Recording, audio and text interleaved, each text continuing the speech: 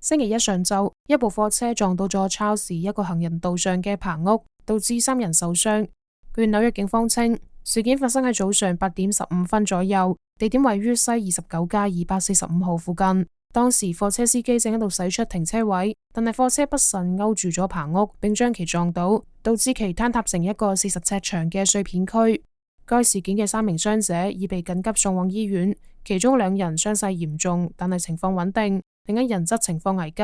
傷勢最嚴重嘅係一位居住喺該路段嘅男性，目前喺醫院治療頭部創傷。